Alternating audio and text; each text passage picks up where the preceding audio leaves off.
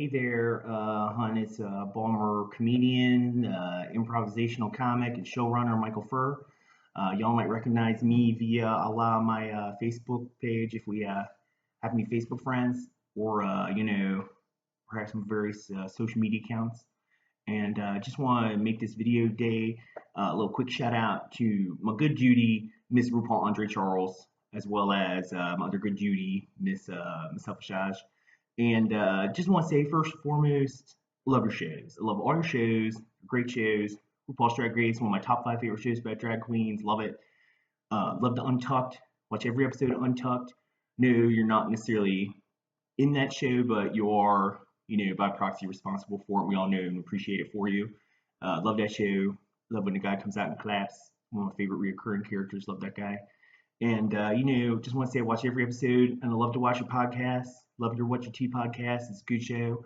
And just have to say real quick, watch your podcast, and it's talking about Baltimore accent. And I have to say, RuPaul sort of hurt my feelings because I know a lot of people like to make fun of the Baltimore accent, and it's not a bad accent. I know a lot of people want to make fun of it, and sort of affects us on a greater level here in the great city of Baltimore.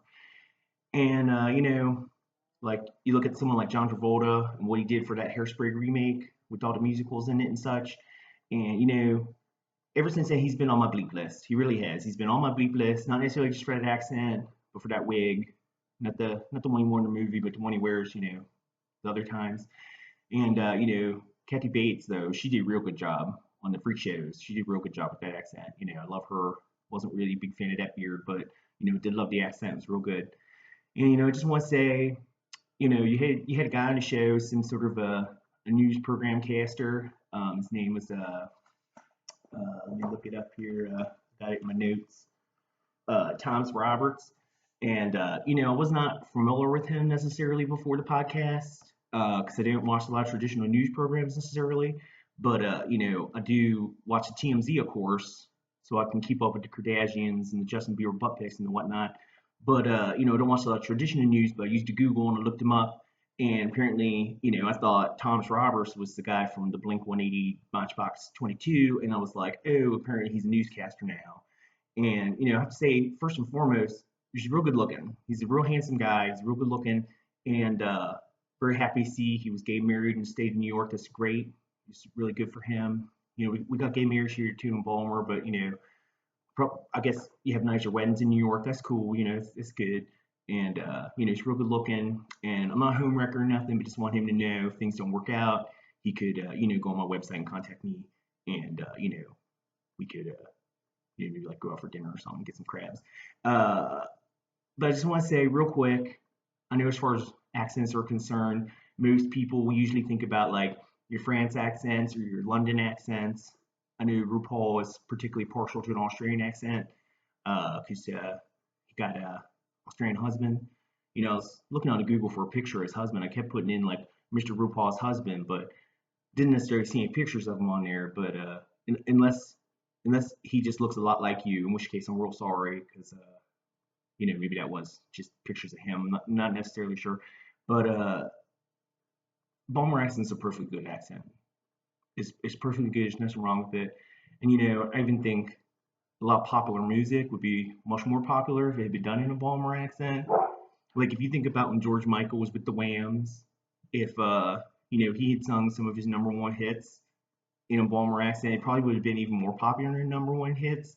Like if you think about like that Go-Go song that he did, if it was like, jitterbug into my brain, bang, bang, bang, till my heart feels the same. Wake me up before you go. Don't leave me hanging on like the yo-yo. That's, uh, I'm not necessarily saying it would have been better, but I would imagine that when he was writing the song with the Whams, that's probably how it was intended to sound. It's probably how it sounded in his head. Because, I done heard, and I don't want to be disparaging to people who live in other cities, continents, and countries, but I have heard tell that Baltimore are the chosen people and that this is the chosen way we should speak. So I'm just saying. So it'd be pretty good. I know Baltimore gets a bad rap. Gets a bad rap for the crimes and the pirates and such and the uprisings and such. But you know what that uprising taught us? You know what that uprising taught us, the people of Baltimore, is we's indestructible.